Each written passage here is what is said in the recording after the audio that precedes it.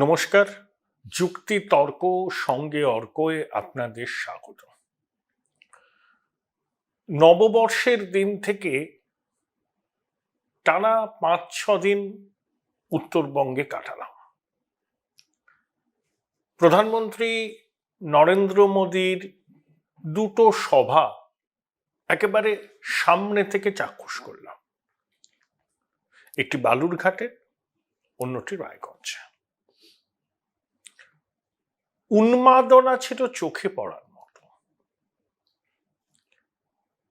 যদিও রায়গঞ্জের সভার পর রায়গঞ্জবাসীর একটা অংশর মুখে একটু আক্ষেপ শোনা গেল। আক্ষেপটা এই যে প্রধানমন্ত্রী রায়গঞ্জে এইমসের ব্যাপারে কোনো প্রতিশ্রুতি দেননি। রায়গঞ্জবাসীর কাছে এই এইমস একটা ভীষণ আবেগের মর্যাদার বিষয়। প্রয়াত কংগ্রেস সাংসদ কালিয়াগঞ্জের ভূমিপুত্র প্রিয়রঞ্জন দাসমুন্সী রায়গঞ্জে এইমস করতে চেয়েছিলেন, কিন্তু কেন রায়গঞ্জের এইমস হলো না সেটা হলো কল্যাণীতে, সেই বিষয়ে আপনারা সম্যক অবহিত আছেন। কিন্তু রায়গঞ্জবাসী একটু প্রত্যাশা করেছিল যে প্রধানমন্ত্রী অন্তত এইমসের ব্যাপারে একটা সুস্পষ্ট প্রতিশ্রুতি বলুন দেবেন। তাছাড়া কিন্তু মোদি জ্বরে ভেসে গেছে 2 দিনাজপুর। যেভাবে কাতারে কাতারে লোক, হ্যাঁ, বিজেপি ওখানে সাংগঠনিকভাবে দক্ষিণবঙ্গের থেকে শক্তিশালী, কিন্তু স্বতঃস্ফূর্ততা ছিল সমবেত জনতার মধ্যে। এবং রায়গঞ্জের সভায় মোদিজিকে একবার বক্তব্য থামিয়ে জনতার অভিবাদন শুনতে হয়েছে। তারপর একটা ছোট্ট রোড শো করেছেন হেলিপ্যাড থেকে সভা মঞ্চে যাওয়ার সময়। সেখানেও দুদিকে উপচে পড়া ভিড়। আসলে 82 সালের পর এই প্রথম কোন প্রধানমন্ত্রী রায়গঞ্জ শহরে এলেন। 82 সালে ইন্দিরা গান্ধী এসেছিলেন, আর 2024-এ নরেন্দ্র মোদী এলেন। পুরনো কিছু মানুষ সেদিনকের ঘটনার সঙ্গে ইন্দিরাজিকে নিয়ে আবেগের তুলনা করছিলেন। মোদিজিকে নিয়ে আবেগ, ইন্দিরাজিকে নিয়ে যে আবেগ ছিল তার তুলনায় বিন্দু মাত্র কম নয়। এখন প্রশ্ন হলো যে বালুরঘাট, রায়গঞ্জ এবং দার্জিলিং 26 এপ্রিল ভোট হবে। দেখুন, দার্জিলিংয়ে কার্শিয়াংয়ের এমএলএ ইন্ডিপেন্ডেন্ট হিসাবে দাঁড়িয়েছেন, আবার বিমল গুরুংয়ের সমর্থন রাজু বিস্তার প্রতি আছে। পাহাড়ে যত লিড নিতে পারবেন রাজু বিস্তা তত তার সুবিধা। এবং আমার ধারণা দার্জিলিংয়ে এবার কোন রকম অঘটন ঘটার সুযোগই নেই। প্রথম কথা, রাজু বিস্তা কিন্তু অনেক কাজ করেছেন। 38 বছর বয়সী এই যুবা বিজেপির কর্মী সমর্থকদের মধ্যে কিন্তু খুব জনপ্রিয়। যেমন শিলিগুড়ির বিধায়ক শঙ্কর ঘোষ, তার সঙ্গে রাজু বিস্তার খুব ঘনিষ্ঠ সম্পর্ক। চোপড়ার মাতব্বর হামিদুল যেভাবে হুমকি দিয়েছেন যে কেন্দ্রীয় বাহিনী চলে যাবার পর তার বাহিনী থাকবে, 90% ভোটার নিশ্চিত করতে হবে তৃণমূলের পক্ষে, এটা কিন্তু হিন্দু ভোটকে মেরুকরণ করার ক্ষেত্রে সহায়ক ভূমিকা নিয়েছে। দেখুন, পাহাড়ে 3টে আছে, সমতলে 4টে আছে বিধানসভা কেন্দ্র।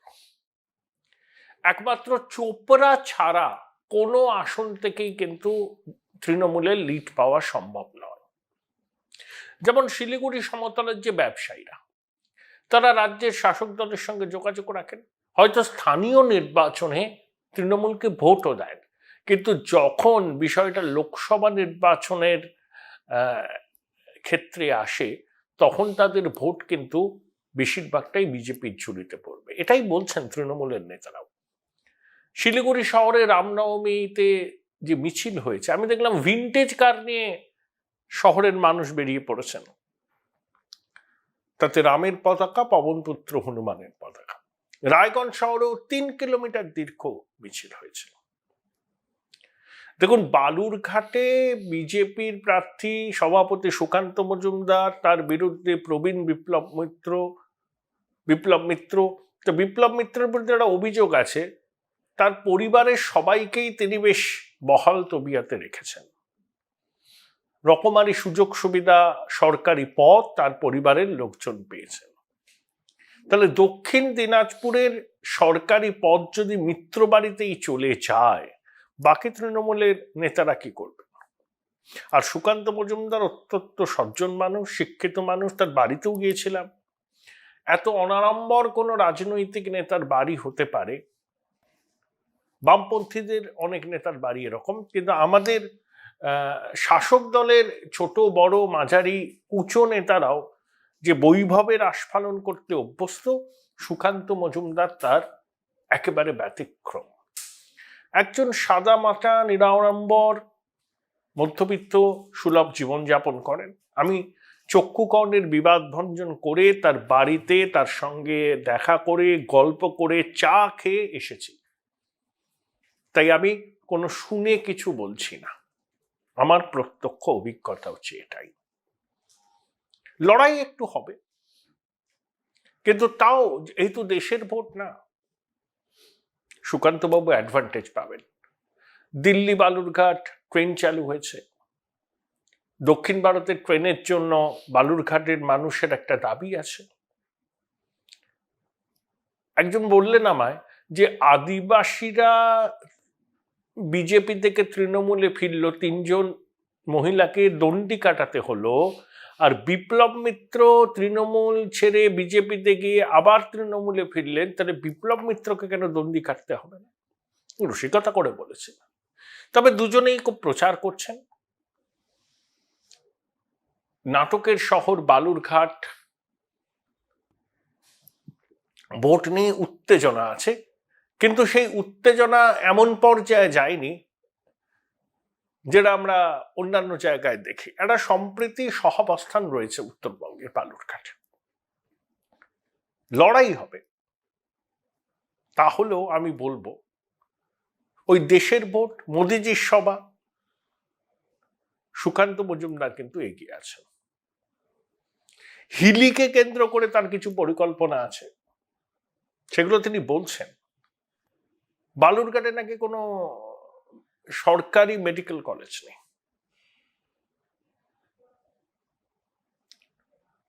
তো এই সমস্ত বিষয়গুলো প্রচারে আসছে।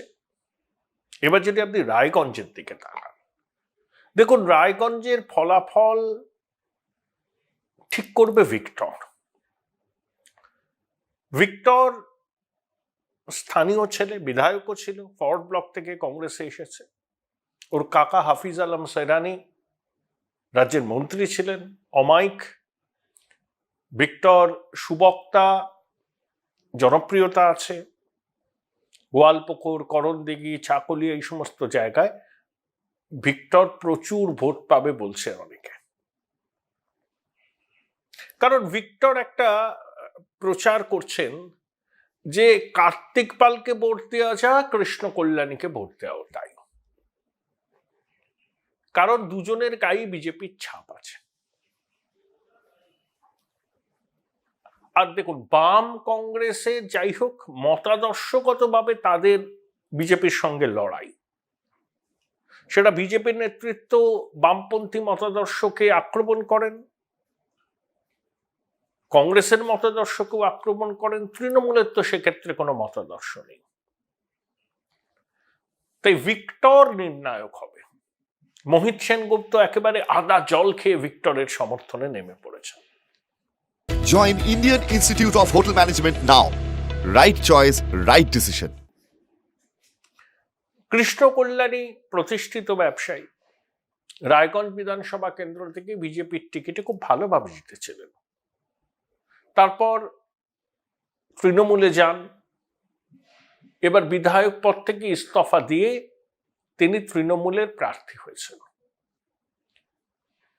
রামের রাম মন্দিরের প্রতিষ্ঠার দিন কৃষ্ণ কল্যাণী একটা সভা করেছিলেন, একটা মিছিল করেছিলেন, এক হাতে গৈরিক পতাকা আর এক হাতে তৃণমূলের পতাকা।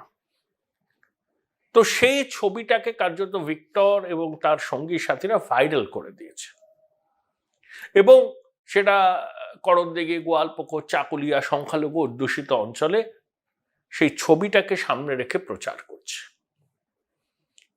মমতা বন্দ্যোপাধ্যায় নাকি একবার কৃষ্ণকে বলেছিলেন যে তুমি এইভাবে রাম মন্দির হওয়ার পরে মিছিল করলে সংখ্যালঘু ভাবাবেগে আঘাত লাগতে পারে। কৃষ্ণ কল্যাণী যে কথাটা বলেছিলেন আমি ব্যক্তিগতভাবে সমর্থন করি, যে মানুষের আবেগকে সমর্থন জানিয়ে আমার বিশ্বাস থেকে আমি পথে নেমেছিলাম। আমি তো মাজারেও যাই, মন্দিরেও যাই, কিন্তু এটাকে প্রচারের ইস্যু করেছে ভিক্টর। আর তৃণমূলের গোষ্ঠীদ্বন্দ্ব সব জেলাতেই আছে, এখানে কিন্তু মাত্রাতিরিক্ত। কানাইয়ালাল আগরওয়াল যিনি সভাপতি, তিনি নেমেছেন, কিন্তু কতটা আন্তরিক, এখানেই হচ্ছে প্রশ্ন। সন্দীপ সরকার রায়গঞ্জ পুরসভার এখন অ্যাডমিনিস্ট্রেটর, যার সঙ্গে কৃষ্ণ কল্যাণীর সম্পর্কের একটা টানাপোড়েন আছে, তিনি কতটা সক্রিয়ভাবে নামবেন? গোলাম রাব্বানি কতটা সক্রিয়ভাবে নামবেন? গৌতম পাল কতটা সক্রিয়ভাবে নামবেন? প্রশ্ন থেকে যাচ্ছে। রায়গঞ্জের ফলাফল সম্পর্কে যারা ওয়াকিবহাল তারা বলছেন যে কালিয়াগঞ্জ এবং রায়গঞ্জ থেকে বিপুল ভোটে লিড পাবে বিজেপি। যেমন গতবার দেবশ্রী চৌধুরী জিতেছিলেন 60,000-এর একটু বেশি ভোটে। রায়গঞ্জের ইভিএম যখন কাউন্টিং শুরু হলো তার আগে পর্যন্ত দেবশ্রী পিছিয়েছিলেন। রায়গঞ্জ থেকে লিড নিয়ে তিনি পিছিয়ে থাকা অবস্থাটার পরিবর্তন করে সমানে সমানে আসেন, কালিয়াগঞ্জ থেকে বিপুল ভোটে জিতে যান, লিড পেয়ে জিতে যান শেষ পর্যন্ত। তাহলে এবারে রাম মন্দিরের হাওয়া। একই সঙ্গে কার্তিক পাল স্থানীয় ছেলে, কালিয়াগঞ্জ পুরসভার চেয়ারম্যান ছিল, 2020-তে তৃণমূল ছেড়ে বিজেপিতে যোগদান করে। আর কৃষ্ণ কল্যাণী প্রতিষ্ঠিত ব্যবসায়ী, কিন্তু দলের সবাইকে কি তিনি নামাতে পেরেছেন? কৃষ্ণবাবু একটা বিরাট বড় চ্যালেঞ্জ নিয়েছেন। তিনি মুখ্যমন্ত্রীকে বলেছিলেন, নাকি শোনা যায় যে 1.5 লক্ষ ভোটে তিনি রায়গঞ্জ সিট জিতে মমতা বন্দ্যোপাধ্যায়কে উপহার দেবেন। তার উপরে ভরসা রেখেছিলেন দিদি, তাই তাকে প্রার্থী করেছেন। উদয়াস্ত পরিশ্রম করছেন সবাই। আমি কৃষ্ণবাবুর সঙ্গে টেলিফোনে যোগাযোগ করেছিলাম, 2 মিনিটের মতো কথা হয়েছে তার সঙ্গে। আমি আর ইচ্ছে করে উনি এত ব্যস্ত, সাক্ষাৎ করার সময় চাইনি, কিন্তু অন্যান্য মানুষের সঙ্গে কথা হলো, অন্য রাজনৈতিক দলের নেতাদের কর্মীদের সঙ্গে কথা হলো। তারা বলছেন আকর্ষণীয় লড়াই হবে, কিন্তু মোদিজির সভায় যে উপচে পড়া ভিড়, তারপর রামনবমীর দিন রায়গঞ্জ শহরে যে শোভাযাত্রা, হিন্দু ভোটকে কনসলিডেট করবে। অন্যদিকে মুসলিম ভোট কৃষ্ণ কল্যাণীর পাশে থাকবে কিনা, সেখানে ভিক্টর কতটা থাবা বসাতে পারবে, তার উপরে অনেক কিছু নির্ভর করছে। দেখুন, উত্তরবঙ্গে মমতা বন্দ্যোপাধ্যায়, অভিষেক বন্দ্যোপাধ্যায় ছুটে বেরিয়েছেন, সভা করেছেন, চেষ্টা করছেন উত্তরবঙ্গে ঘাসফুল ফোটার। সফল হবেন কিনা সেটা 4 তারিখ বলবে, কিন্তু তারা চেষ্টা করছেন, এবং বিজেপিও তাদের জেতা আসনগুলো ধরে রাখতে চাইছে এবং মালদায় একটা আসনে জিততে চাইছে, স্বাভাবিক। এবার প্রশ্ন হলো, একটু অন্য বিষয়ে বলি। দেখুন, কংগ্রেস এবার না 303টে আসনে লড়ছে। 2014, 2019 এবং তার আগেও কংগ্রেস অনেক বেশি আসনে লড়েছিল। সর্বনিম্ন আসনে বিগত 2 দশকের মধ্যে, 3 দশকের মধ্যে কংগ্রেস লড়ছে 303টা আসন, যে আসন বিজেপি পেয়েছিল 2019-এর লোকসভা নির্বাচনে। অনেকে বলছেন কংগ্রেসের ইতিহাসে সব থেকে খারাপ ফলাফল হতে চলেছে এইবার। তৃণমূল কংগ্রেস আঞ্চলিক দল, কিন্তু সর্বভারতীয় অ্যাম্বিশন আছে। আঞ্চলিক দলের সর্বভারতীয় সাধারণ সম্পাদক থাকে, সংবাদ মাধ্যমগুলো নিয়মিত এটা লিখে যায়, কেন লেখে আমি জানি না। আঞ্চলিক দলের সর্বভারতীয় সাধারণ সম্পাদক হতে পারে না। তৃণমূল যদি সর্বভারতীয় তকমা ফিরে পায় তখন বলতে পারা যাবে যে সর্বভারতীয় সাধারণ সম্পাদক। তো তারা একটা ইস্তাহার প্রকাশ করেছে, হরেকরম বা প্রতিশ্রুতি, এখানকার সরকারি পরিষেবাগুলো সারা ভারতবর্ষে ছড়িয়ে দেওয়া হবে, 100 দিনের কাজের মজুরি বাড়ানো হবে, 400 টাকা হবে, আর ইডি সিবিআই আয়করকে নিয়ন্ত্রণ করার চেষ্টা হবে। কত ভয় দেখুন, ইডি সিবিআই আয়কর ইত্যাদি। এখন প্রশ্ন হলো তৃণমূলের রাজ্য সভাপতি কোথায়? সুব্রত বক্সিকে কেউ দেখেছেন এর মধ্যে? কালাধার থেকে অমিত মিত্রকে নিয়ে এসে পাশে ডেরেক ওব্রায়ান ছিলেন, চৌধুরীবাদী ছিলেন, ইস্তাহার প্রকাশ করা হলো। মমতা বন্দ্যোপাধ্যায়, অভিষেক বন্দ্যোপাধ্যায় কেউ ছিলেন না।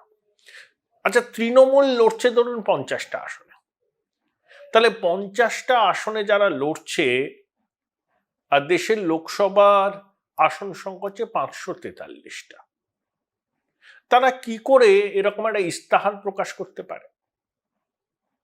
সবকটা আসনে জিতলেও ভারতবর্ষের সরকার তারা করতে পারবে না। এটা কি ইন্ডিয়া জোটের ইস্তাহার? ইন্ডিয়া জোটের বৈঠকে তৃণমূল যায় না, মিটিংয়ে যায় না, পশ্চিমবঙ্গে ইন্ডিয়া জোটের কোনো অস্তিত্ব নেই, তাহলে তাদের এই ইস্তাহারের মানেটা কি? এটা তো ইন্ডিয়া জোটের ইস্তাহার না, এটা তৃণমূল কংগ্রেসের ইস্তাহার। তাহলে তৃণমূল কংগ্রেস যারা 50টা আসনে লড়ছে, ধরুন তর্কের কাজে বেড়ে নিলাম 50টাতে 50টাতেই জিতলো তারা, তাহলে কি কেন্দ্রে তারা সরকার করতে পারবে? পারবে না। তাহলে এই ইস্তাহারের কোনো মানে নেই। হ্যাঁ, বিধানসভা নির্বাচনের ক্ষেত্রে তৃণমূল ইস্তাহার প্রকাশ করলে তার অবশ্যই গুরুত্ব থাকতো, তাকে অঙ্গীকার পত্র হিসাবে আমরা দেখতাম। কিন্তু লোকসভা নির্বাচনে আবার তৃণমূলের কিসের ইস্তাহার? এইসব প্রশ্নগুলো সংবাদ মাধ্যমের করা উচিত। আর বিভিন্ন সমীক্ষক সংস্থা, টিভি চ্যানেল যে ওপিনিয়ন পোল দেখিয়েছে, তাতে এনডিএ আবার ক্ষমতায় ফিরছে, এটা স্পষ্ট। 323 থেকে 393 এই রেঞ্জ। তবে আমার ধারণা, রাজগুরু গাঙ্গুলি বললেন আমাকে, উনি করেছেন একটা ফাইনাল নয়, সে ফাইনালটা আপনাদের জানাবো, যে এনডিএ পেতে পারে 397টি আসন, 3টে আসন কম, এবং কংগ্রেস তার মতে 30টার কাছাকাছি আসন পাবে, এবং বাংলায় বিজেপি অপ্রত্যাশিত ভালো ফলাফল করবে। প্রশান্ত কিশোর বলেছেন, অন্যান্য সমীক্ষকরাও তাই বলেছেন। তাই প্রধানমন্ত্রী হিসাবে নরেন্দ্র মোদী যে তৃতীয়বার শপথ নেবেন, এ নিয়ে কারোরই সেই অর্থে বোধহয় কোনো সংশয় নেই। দেখুন, মমতা বন্দ্যোপাধ্যায় বলছেন 200 পেরোবে না, বলছেন না যে 100 পেরোবে না, মানে 200 মমতা বন্দ্যোপাধ্যায় দিয়ে দিয়েছেন। তাহলে বাস্তবটা কি আপনারা বুঝতেই পারছেন? এই হচ্ছে সামগ্রিকভাবে ছবি। উত্তরবঙ্গের ছবিটা আপনাদের বললাম, কারণ চক্ষু কর্ণের বিবাদ ভঞ্জন করে দার্জিলিং জেলা, উত্তর দক্ষিণ দিনাজপুর জেলা আমি ভালোভাবে ঘুরেছি, মানুষের সঙ্গে কথা বলেছি, রাজনৈতিক ব্যক্তিত্বদের সঙ্গে যোগাযোগ করে তাদের মনোভাব বোঝার চেষ্টা করেছি। দেখা যাক কি হয়। 4 জুনই তো সব প্রতীক্ষার অবসান হবে।